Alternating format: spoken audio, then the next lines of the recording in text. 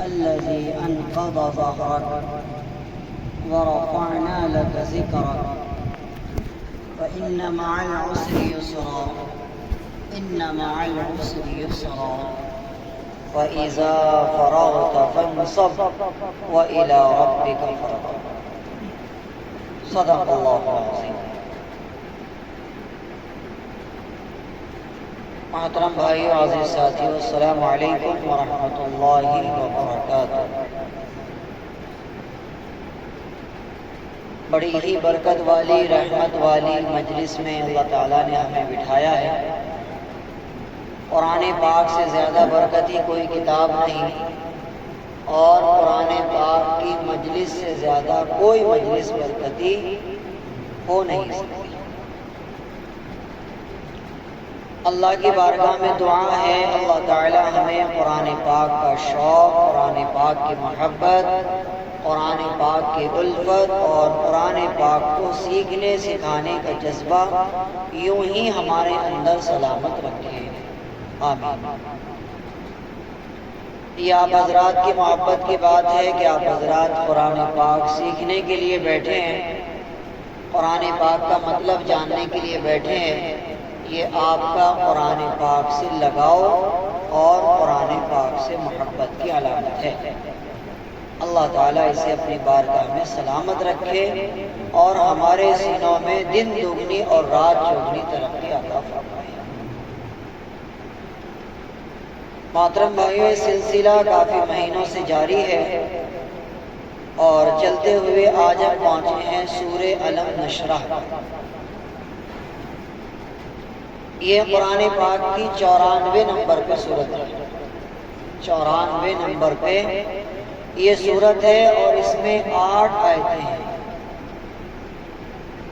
ایک رکوع ہے، 8 آیتیں ہیں. اللہ تعالیٰ فرماتے ہیں الم نشرح لک صدرک. ترجمہ سنیے، الم نشرح لک صدرک، کیا ہم نے آپ کا سینہ نہیں کھول دیا؟ ووضعنا عنک وزرک، کیا ہم نے آپ کی کمر پہ سے بوجھ کو نہیں ہٹا دیا؟ الذی انقض ظہرک، جس نے آپ کی کمر کو توڑا ہوا تھا. ورفعنا لک ذکرک، ہم نے آپ کا ذکر بلند کیا. ابھی میں بتاؤں گا اس کا مطلب کیا ہے. ورفعنا لک ذکرک، ہم نے آپ کا ذکر بلند کیا. فإن مع العسر یسرا، بے شک تنگی کے ساتھ ہی آسانی ہے. ان مع العسر یسرا، بے شک تنگی کے ساتھ ہی آسانی ہے. فإذا فرغت فانصب، جب آپ فارغ ہو جائیں تو خوب محنت کریں عبادت میں. وإلى ربك فارغب، اور اپنے رب کی طرف متوجہ ہو جائیں. یہ سورۃ پاک کا ترجمہ ہے اور میں نے آپ حضرات کو بتایا تھا کہ ہر سورت کے پیچھے ایک مقصد ہوتا ہے اور ایک شان نزول ہوتا ہے کہ یہ سورت کس وقت نازل ہوئی، اس وقت اللہ کے رسول کے ساتھ کیا واقعہ پیش آیا. اس کا شان نزول اگر آپ ذہن میں رکھیں گے تو یہ سورت کا ترجمہ آپ کے ذہن میں خود بخود رہ جائے گا. اور جب بھی آپ نماز میں اس کو پڑھیں گے تو آپ کا ذہن فوراً آپ کو یاد دلا دے گا کہ اس سورت میں قصہ چلا تھا. تو اس کا شان نزول آپ دھیان سے سنیے. شان نزول تو یاد ہوگا کسی کہتے ہیں. شان نزول مطلب اس کے پیچھے کی کہانی، اس کے آسمان سے زمین پر آنے کی وجہ، اس کو شان نزول کہتے ہیں. ایک مرتبہ اللہ کے رسول صلی اللہ علیہ وسلم نے اللہ تعالیٰ سے یوں عرض کیا، اے میرے اللہ، آپ نے حضرت ابراہیم کو خلیل اللہ بنایا، خلیل کے معنی اپنا دوست. موسیٰ کو کلیم اللہ بنایا، کلیم کے معنی بات کرنے والا. اللہ میاں کی ڈائریکٹ بات ہوتی ہے، موسیٰ کی اللہ تعالیٰ سے ڈائریکٹ بات ہوتی ہے.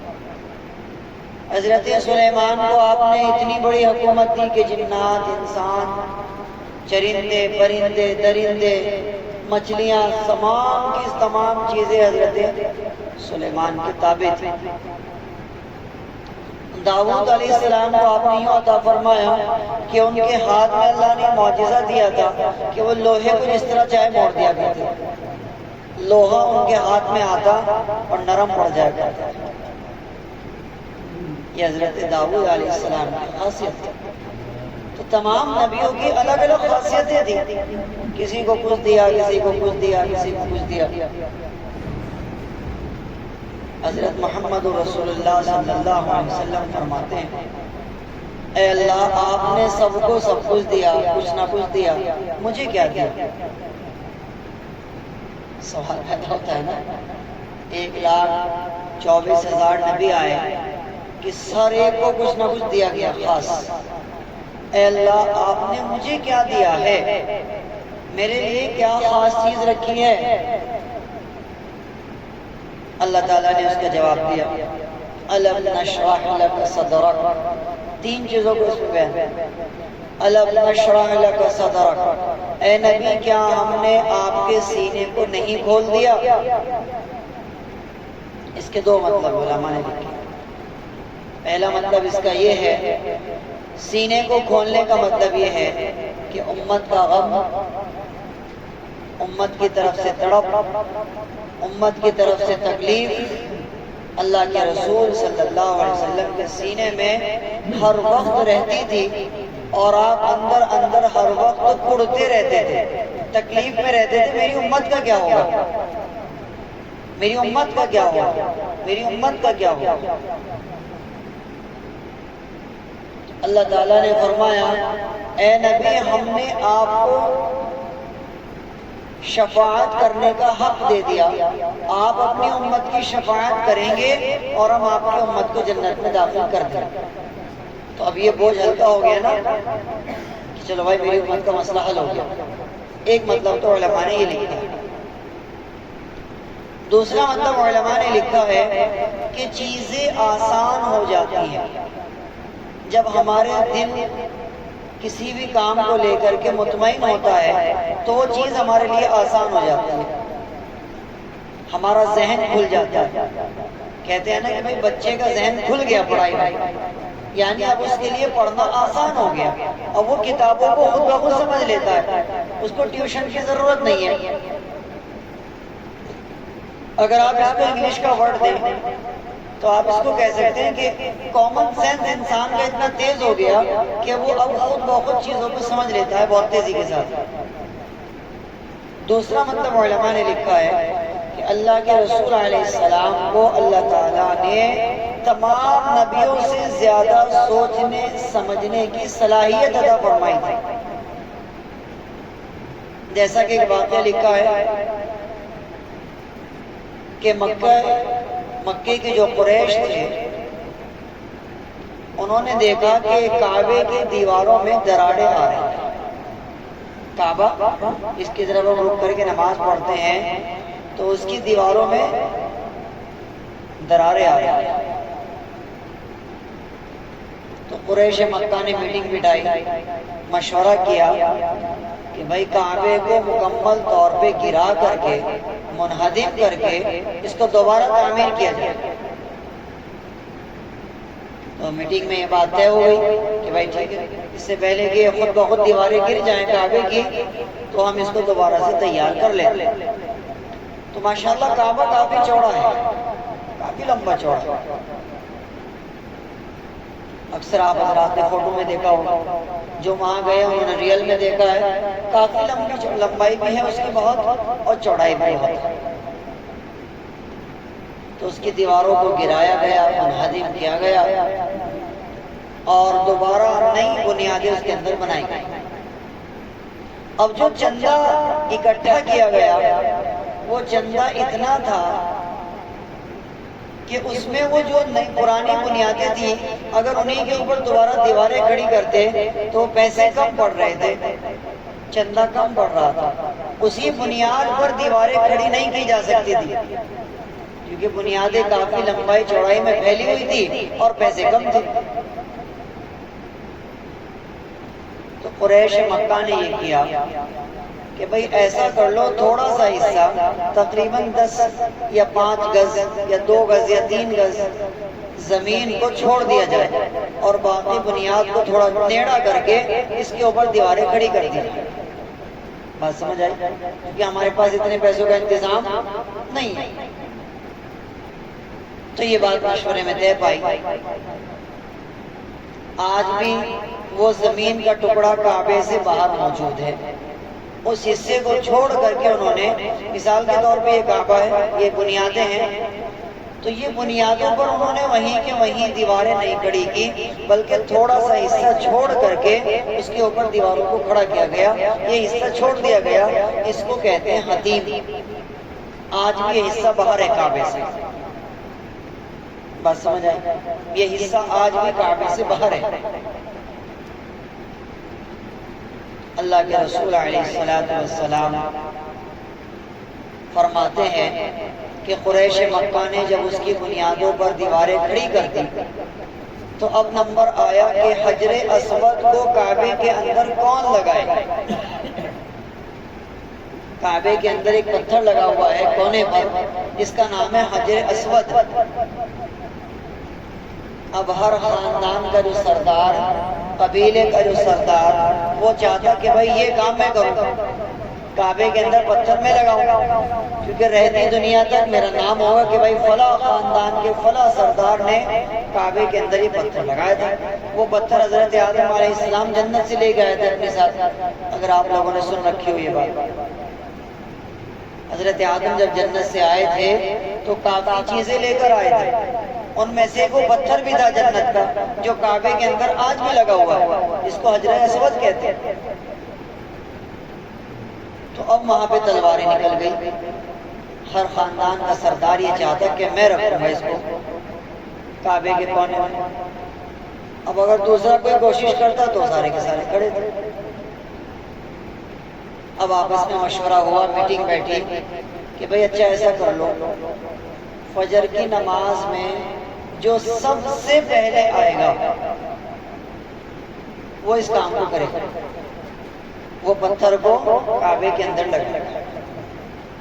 جو سب سے پہلے صبح کے وقت آئے، نماز تو اس وقت آئی نہیں تھی کہ صبح کے وقت تو سب سے پہلے مکے کے اندر داخل ہوگا، مسجد کے اندر داخل ہوگا، مسجد حرام میں داخل ہوگا، اس کو یہ اجازت دی جائے گی کہ وہ پتھر کو اٹھا کر کے کعبے کے اندر لگائے۔ تو یہ بات طے پائی گئی۔ تو اللہ کے رسول علیہ السلام اس وقت نبی نہیں بنائے گئے تھے، آپ کی عمر تقریباً 35 سال تھی اور 40 سال میں نبی بنایا جاتا ہے۔ تو جب 35 سال عمر تھی تب یہ واقعہ پیش آیا تھا کہ آپ کو نبی نہیں بنایا گیا، نبی آسمان سے نماز اتری تھی، نہ قرآن اترا تھا، کیونکہ آپ تک نبی نہیں بنائے گئے۔ بات سمجھ آئی؟ تو جب صبح ہوئی تو سب نے دیکھا کہ اللہ کے رسول علیہ السلام مسجد میں موجود ہیں۔ اب سب نے ایک زبان ہو کر کہا کہ بھائی محمد امین بھی ہے اور صادق بھی ہے، امانت دار بھی ہے اور سچا بھی ہے، یہ جو فیصلہ کرے گا ہم مانیں گے۔ اسی آیت پہ لا کر کے میں چھوڑوں گا اس بات کو، توجہ دیجیے۔ اللہ کے رسول علیہ السلام نے فرمایا بھائی ایک کام کر لو، ایک بڑی سی چادر لے کے آؤ۔ ایک بڑی سی چادر لائی گئی، اللہ کے رسول علیہ السلام نے اپنے مبارک ہاتھوں سے پتھر کو اٹھایا اور اس کو اس کے اندر رکھ دیا چادر کے، اور فرمایا خاندان کا ایک سردار چاروں کونے پکڑ ہوئے، الگ الگ چاروں کونے پکڑا دیے اور فرمایا لے کے چلو۔ اب لے کے چلے کعبے تک، اللہ کے رسول علیہ السلام نے اپنے ہاتھ سے اٹھا کر کے اس کو کعبے کے اندر لگا دیا۔ تو وہ سردار بھی خوش، پتھر بھی رکھا گیا، سارے کے سارے کام ہو گئے اور نہ کوئی جھگڑا ہوا نہ کوئی جنگ ہوا۔ تو یہ ہے کاموں کو مصلحت کے ساتھ نپٹا دینا، یعنی دل میں اللہ تعالیٰ کی طرف سے اس کام کو کرنے کا سلیقہ آ جانا۔ یہی فرمایا گیا الم نشرح لک صدرک، کیا ہم نے آپ کے سینے کو کھول نہیں دیا؟ یہ دوسرا مطلب ہے۔ تیسرا مطلب علماء نے ایک اور لکھا ہے۔ تیسرا مطلب اس کا یہ لکھا ہے، جس وقت اللہ کے رسول کی عمر 4 سال کی تھی، آپ بکریاں چرا رہے تھے، آسمان سے فرشتہ آیا تھا، حضرت جبرائیل علیہ السلام، ایک اور آپ کے ساتھ کوئی فرشتہ تھا، اللہ کے رسول کو پکڑا اور آپ کو بے ہوش کیا اور آپ کا سینہ چیرا، کٹ لگایا اور آپ کے دل کو نکالا اور اس کو دھویا آب زمزم سے، اور شیطان کا جو گناہ کا مادہ پیدا کرنے کا ایک چیز ہوتی ہے دل کے اندر، اس کو نکال کر کے پھینک دیا اور پھر اللہ کے رسول کا دل واپس رکھا اور سی دیا گیا۔ یہ دنیا میں سب سے پہلے سرجری ہوئی تھی، سب سے پہلی سرجری اللہ کے رسول کی ہوئی تھی، جو فرشتوں نے کی دیا۔ بات سمجھ آئی؟ کیونکہ ہر انسان کے اندر گناہ کا مادہ ہوتا ہے، نیکی کا بھی اور گناہ کا بھی۔ تو ہمارے نبی بھی انسان تھے نا، فرشتے تو نہیں تھے، تو لہٰذا اللہ تعالیٰ نے وہ مادہ جو گناہ کا ہوتا ہے، جس پر شیطان وار کر کے انسان کو گناہ کی طرف لاتا ہے، اس مادے کو دل سے نکال کے فرشتوں نے پھینک دیا۔ اس کا بھی یہ ذکر ہے، الم نشرح لک صدرک، کیا ہم نے آپ کے سینے کو کھول نہیں دیا؟ وَوَضَعْنَا عَنْكَ وِزْرَكَ، اور ہم نے آپ کے اوپر جو ایک بڑا بوجھ تھا ہم نے اس کو دور نہیں کر دیا۔ کیسا بوجھ تھا؟ اس کے بھی علماء نے کئی مطلب لکھے۔ ایک مطلب تو علماء نے لکھا ہے، اللہ کے رسول علیہ السلام ہر وقت غمزدہ رہتے تھے، میری امت میری امت میری امت، کیا ہوگا میری امت کا؟ ہر وقت آپ اندر سے اڑتے رہتے تھے، آپ روتے رہتے تھے، آپ کا دل ہر وقت تکلیف میں رہتا تھا، میری امت کا کیا ہوگا؟ اللہ کے رسول علیہ السلام کو اللہ تعالیٰ نے خوشخبری سنائی، اے محمد، ہم نے آپ کو شفاعت کا حق دے دیا، آپ جس جس کی شفاعت کریں گے ہم اس کو جنت میں داخل کر دیں گے۔ اللہ کے رسول کو بڑا اطمینان حاصل ہوا کہ اب میں اپنی امت کو جنت میں داخل کرا دوں گا۔ تو یہ بھی اس کا مطلب ہے وَوَضَعْنَا عَنْكَ وِزْرَكَ، ہم نے آپ کے بوجھ کو ہلکا کیا۔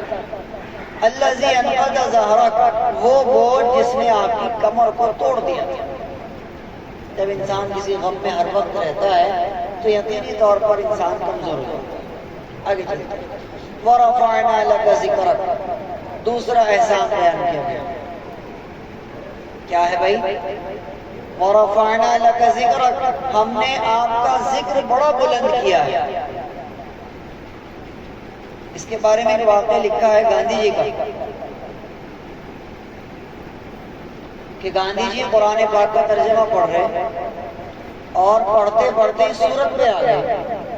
حالانکہ گاندھی جی غیر مسلم تھے، ہندو تھے، لیکن وہ قرآن پاک کو بڑے شوق سے پڑھتے تھے، قرآن پاک کو بڑے شوق سے پڑھتے تھے، ترجمہ بھی پڑھتے تھے، بس مسلمان نہیں ہوئے۔ لیکن تو حضرت مولانا مفتی محمود الحسن صاحب سے ایک مرتبہ وہ دین کے بارے میں بحث کر رہے ہیں، تو حضرت مولانا کہنے لگے، گاندھی جی جب آپ دین کو اتنا جانتے ہو اور اتنا زیادہ سچا سمجھتے ہو تو اسلام قبول کیوں نہیں کر لیتے؟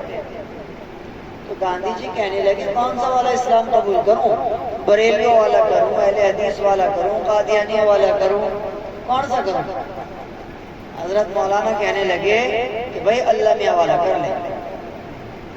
یہ تو باتیں بنا رہا، بہانے بنا رہا، ہمیں پتہ ہے نہ تو تجھے اسلام سے محبت ہے اور نہ تیرے دل میں اسلام کی کوئی قدر ہے، یہ تو صرف ووٹنگ کے لیے اور مسلمانوں کو اپنے فیور میں کرنے کے لیے صرف تو جو ہے یہ دکھاوا کرتا ہے کہ میرے دل میں اسلام کی بڑی قدر ہے۔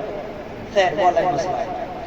تو گاندھی جی سورت پر پہنچے اور وَرَفَعْنَا لَكَ ذِكْرَكَ کا جب انہوں نے ترجمہ پڑھا کہ اے نبی ہم نے آپ کا ذکر بڑا بلند کیا، تو گاندھی جی جو ہے اس چیز کو لے کر کے بڑے پریشان ہو گئے اور کہنے لگے کہ محمد کا ذکر بڑا بلند کیا اللہ نے، کہاں بلند ہے، کیسے بلند ہے، میری سمجھ میں تو آئے نہیں۔ اب وہ اس چیز کو لے کر کے پہنچے حضرت مولانا مفتی محمود الحسن صاحب کے پاس، کہنے لگے بھائی مولوی میری سمجھ میں یہ نہیں آیا کہ اللہ تعالیٰ فرماتے ہیں وَرَفَعْنَا لَكَ ذِكْرَكَ کہ ہم نے اے نبی آپ کا ذکر بڑا اونچا کیا، کہاں اونچا کیا؟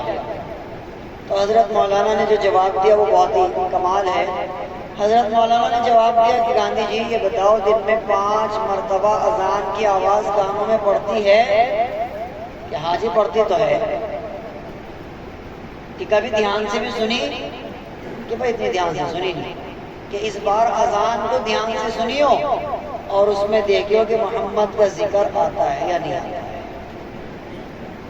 اشہد ان محمد رسول اللہ، یہ اللہ تعالیٰ نے اپنے نبی کا ذکر بڑا اونچا کیا، اپنے نام کے ساتھ محمد کا نام جوڑ دیا۔ لا الہ الا اللہ محمد رسول اللہ، اشہد ان لا الہ الا اللہ اشہد ان محمد رسول اللہ۔ تو دن میں 5 مرتبہ اذان میں نبی کا ذکر آتا ہے، اس کے علاوہ کلمہ پڑھو تو نبی کا ذکر آتا ہے، قرآن کھولو تو نبی کا ذکر آتا ہے، اس کے علاوہ جہاں جہاں بھی آپ دیکھو گے نبی کا ذکر آتا ہے۔ تو یہ اللہ تعالیٰ نے اس آیت کا مطلب بیان فرمایا ہے۔ وَرَفَعْنَا لَكَ ذِكْرَكَ، ہم نے آپ کا ذکر بڑا بلند کیا۔ فَإِنَّ مَعَ الْعُسْرِ يُسْرًا، یہاں سے ایک الگ بات بیان کی جائے، فرمایا بے شک مشکلوں کے ساتھ ہی آسانی ہے۔ زندگی میں پریشانیاں، مصیبتیں، تکلیفیں سب کی زندگی میں آتی ہیں، کوئی ایسا نہیں ہے یہاں پر جس کی زندگی میں تکلیف نہ آئی۔ نبیوں کی زندگی میں بڑی بڑی تکلیفیں آئی ہیں، ہم اور آپ میں ہیں کیا؟ اللہ تعالیٰ اس چیز کو بیان کر رہے ہیں، فَإِنَّ مَعَ الْعُسْرِ يُسْرًا، تنگی کے ساتھ ہی آسانیاں ہیں۔ میرے بندے مایوس نہیں ہونا، پریشان نہیں ہونا، اداس نہیں ہونا، تیرے رب کی رحمت بہت اونچی ہے، حالات سے گھبرانا نہیں ہے۔ فَإِنَّ مَعَ الْعُسْرِ يُسْرًا، تنگی کے بعد ہی زندگی میں آسانیاں آیا کرتی ہیں۔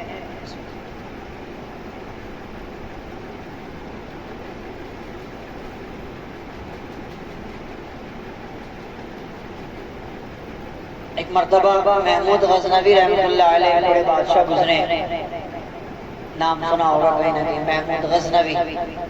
غزنوی کا لفظ جو ہے یہ کتابوں میں بھی آیا، ہندی کی کتابوں میں۔ تو محمود غزنوی رحمۃ اللہ علیہ بڑے اچھے نیک دل بادشاہ اللہ والے گزرے ہیں۔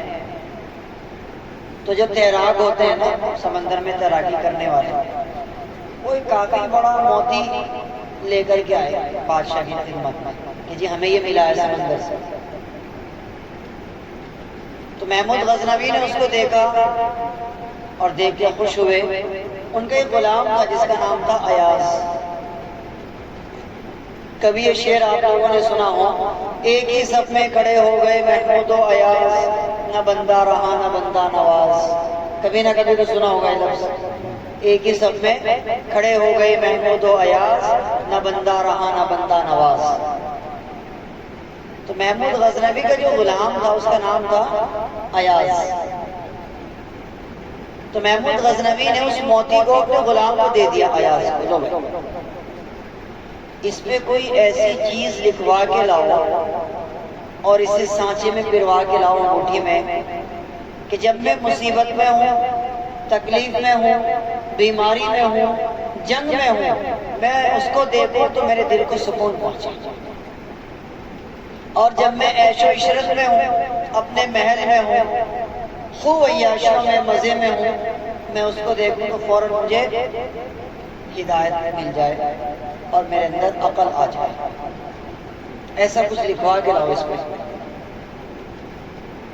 اب ایاز نے کہا حضور والا 1 ہفتے کی مہلت چاہتا ہوں کہ ہم نے تمہیں 1 ہفتے کی مہلت دی، جاؤ۔ 1 ہفتہ گزر گیا۔ 1 ہفتہ گزرنے کے بعد ایاز آئے۔ ایاز بھی بہت بڑا اللہ والا تھا۔ ایاز جو غلام تھا سید تھا اور بہت بڑا ولی تھا۔ تو 1 ہفتے کے بعد صاحب ایاز غلام آیا اور انگوٹھی کو پیش کیا بادشاہ کی خدمت میں، محمود غزنوی کی خدمت میں۔ تو محمود غزنوی نے جب انگوٹھی کو پہنا اور ہاتھ سیدھا کر کے اس کو دیکھا کیا لکھا ہوا ہے تو بڑا خوش ہوا۔ اس آیت سے اس بات کا تعلق ہے، دھیان سے سنیے۔ آیت کیا ہے پہلے سنو، فَإِنَّ مَعَ الْعُسْرِ يُسْرًا، تنگی کے بعد ہی آسانی ہے۔ ان مع العسر یسرا، بے شک تنگی کے بعد ہی آسانی ہے۔ دو بار کہا اللہ تعالیٰ نے، ایک بار نہیں کہا، دو بار۔ تنگی کے بعد آسانیاں ہیں، مشکلوں کے بعد آسانیاں ہیں، پریشانیوں کے بعد آسانیاں ہیں، آزمائشوں کے بعد آسانیاں ہیں، ہے نا ایسے؟ اب آتے ہیں محمود غزنوی کی طرف۔ تو محمود غزنوی نے جب انگوٹھی کو دیکھا تو اس پر ایاز نے لکھوایا تھا یہ وقت بھی گزر جائے گا۔ کیا لکھوایا؟ یہ وقت بھی گزر جائے گا۔ یعنی اگر جنگ میں ہے، گھر سے دور ہے، تکلیفوں میں ہے، مصیبتوں میں ہے، بیماریوں میں ہے، دشمن نے گھیرا ہوا ہے، تو اس کو دیکھ یہ وقت بھی گزر جائے گا، ہمیشہ کے لیے تھوڑی رہے۔ اور اگر گھر پہ ہے، عیش و عشرت میں ہے، دنیا میں ہے، چمک دمک میں ہے، تب بھی دیکھ رہے بھائی یہ وقت بھی گزر جائے گا۔ زیادہ اچھی صحت ہے تب اس کو دیکھے گا بھائی یہ بھی وقت گزر جائے گا، یعنی اچھی صحت بھی گزر جائے گی۔ زیادہ بیماری میں ہے تو بھی اس کو دیکھے گا تو بھی بھائی بھی وقت بھی گزر جائے گا۔ تو بادشاہ نے اسے بہت بڑا انعام دیا ایاز کو، کہنے لگا تو واقعی حقیقت میں صحیح ہے۔ بات سمجھ آئی؟ واقعی حقیقت میں تو صحیح ہے، اللہ نے تجھے بہت زبردست ذہنیت دی ہے۔ باقی جتنے وزیر تھے وہ سب کے سب ایاز سے حسد کیا کرتے تھے، جلا کرتے تھے، ہوتے ہیں نا بہت جلدی، ذرا ذرا سی بات کی شکایت کرنی، ذرا ذرا سی بات کی ٹو کرنی۔ ایک مرتبہ محمود غزنوی نے کہا اپنے تمام وزیروں سے بھائی تم اس سے کیوں جلتے ہو؟ یہ بہت نیک شریف لڑکا ہے کہ بادشاہ سلامت ہمیں ہی بتا بسی کیسا ہے، آپ اس کی نہ پوچھو مجھے۔ تو محمود غزنوی نے فرمایا کہ سب کے سب ایک لائن میں کھڑے ہو جاؤ، ایسے سارے وزیروں کو ایک لائن میں کھڑا کر دیا۔ بات چل پڑی تو میرے ذہن میں آگے سنا دوں آپ کو۔ ایک لائن میں کھڑے ہو گئے،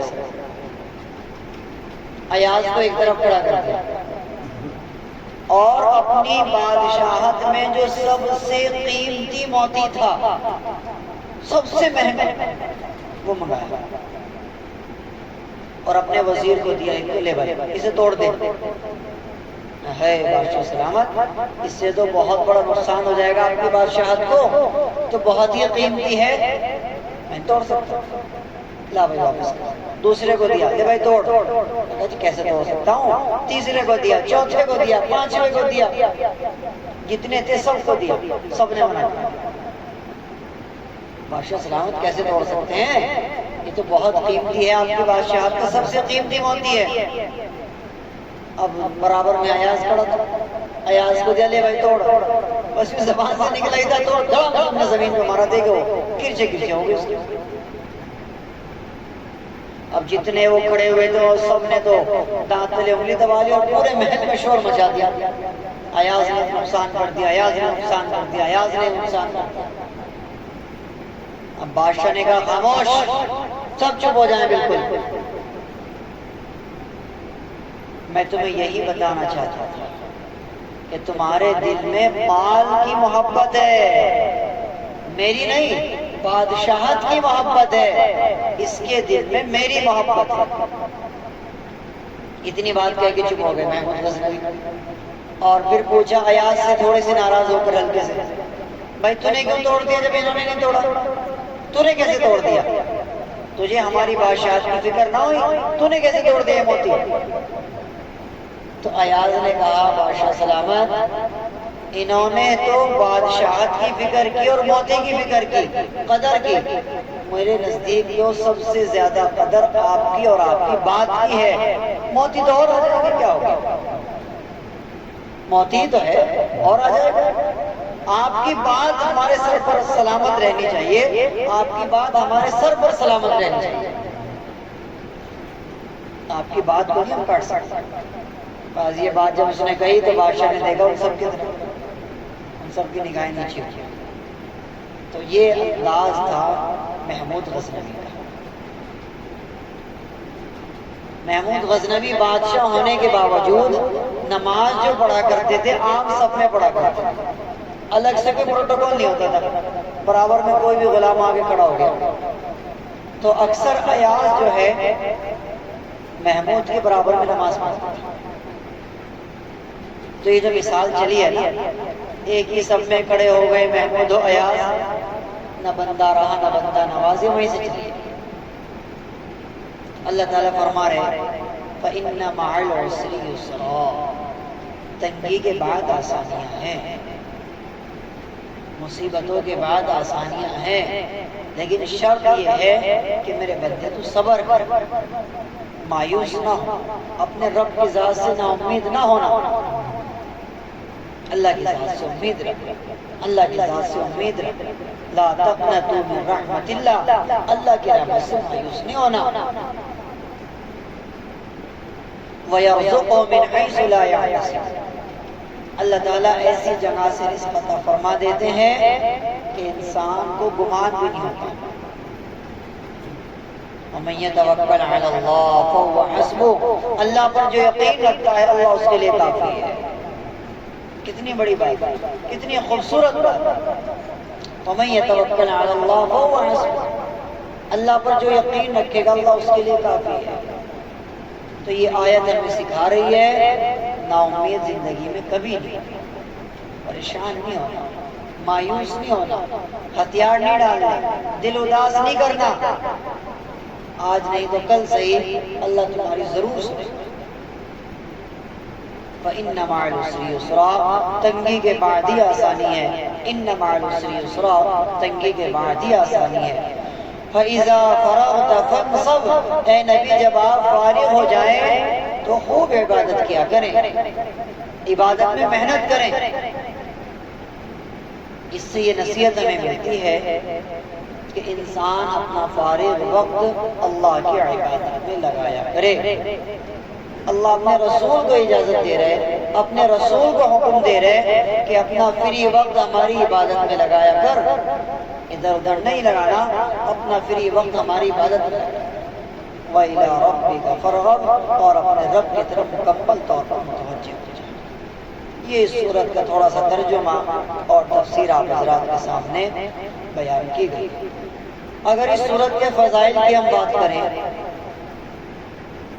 تو زیادہ لمبے چوڑے فضائل تو اس کے لکھے نہیں ہیں، لیکن اتنا علماء نے لکھا ہے کہ اگر کوئی آدمی 21 مرتبہ صبح کو اور 21 مرتبہ شام کو اس سورت کو پڑھے، کتنا بھی مشکل سے مشکل مسئلہ اس کا الجھا ہوا ہے، پریشان ہے، انشاءاللہ اس کا رفتہ ہو جائے گا، ہلکے ہلکے رفع دفع ہو جائے گا، اس کے معاملے سارے حل ہو جائیں گے.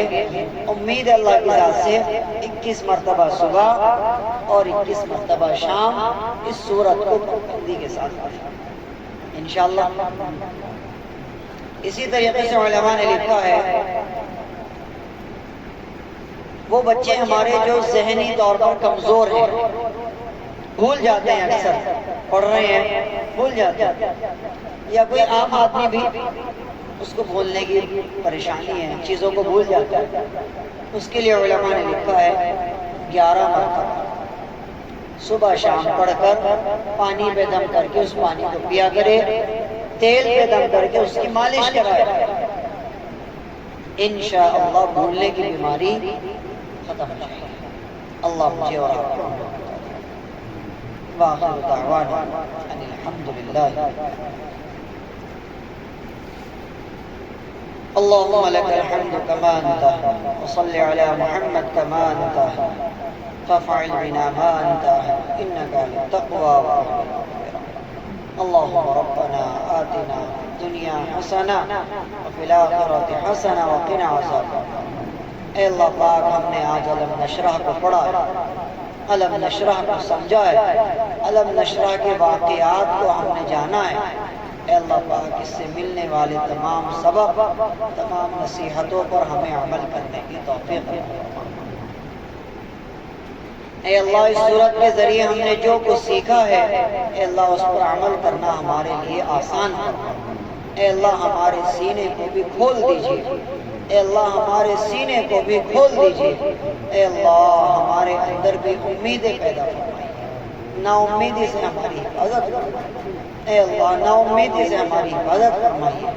مایوسی سے ہماری حفاظت فرمائیے۔ اے اللہ پاک قرآن پاک کا شوق، قرآن پاک کی محبت، قرآن پاک سے لگاؤ اور قرآن پاک کو سیکھنے سکھانے کا سلسلہ جو ہم نے شروع کیا ہے، اے اللہ پاک اس میں برکتیں نازل فرمائے، رحمتیں نازل فرمائے۔ اے اللہ ہمیں اسی جوش کے ساتھ قرآن پاک کو سیکھنے رہنے کی توفیق عطا فرمائے، اسی طریقے سے ہمیں قرآن پاک سیکھتے رہنے کی توفیق عطا فرمائے۔ اے اللہ قرآن پاک کی برکت سے ہمارے بیماروں کو شفا عطا فرمائے، ہمارے قرض داروں کے قرضے اتروا دیجیے۔ اے اللہ جو اسپتالوں میں ہیں، اے اللہ ان کی بیماری کو صحت سے تبدیل فرما دیجیے۔ اے اللہ پاک جو بچیاں بغیر نکاح کے ہیں، غیر سے ان کے جوڑے مہیا فرما دیجیے۔ اے اللہ جو ہماری مسلمان قوم بے دین ہے، اے اللہ قرآن کی برکت سے ان کو دیندار بنا دیجیے۔ اے اللہ جو بے نمازی ہیں ان کو نمازی بنا دیجیے۔ اے اللہ پاک جو دیندار ہیں، نمازی ہیں اور وہ چاہتے ہیں کہ ہم اور زیادہ دیندار ہو جائیں، ہم تہجد کے پابند ہو جائیں، ہم جھوٹ سے بچنے والے بن جائیں، حرام سے بچنے والے بن جائیں، اے اللہ قرآن کی برکت سے ان کے لیے تہجد کو آسان فرما۔ اے اللہ اشراق اور چاشت کو آسان فرما۔ اے اللہ خوب دعا مانگنے کا ہمیں شوق اور جذبہ عطا فرما۔ اے اللہ ہمیں خوب دعائیں مانگنے کا شوق اور جذبہ عطا فرما۔ اے اللہ ہماری دعاؤں کو محمد رسول اللہ صلی اللہ علیہ وسلم کی برکت سے اپنی بارگاہ میں قبول و منظور فرما۔ صلی اللہ تعالی علی خیر خلق محمد و آلہ و اصحابہ برحمتک یا ارحم الراحمین۔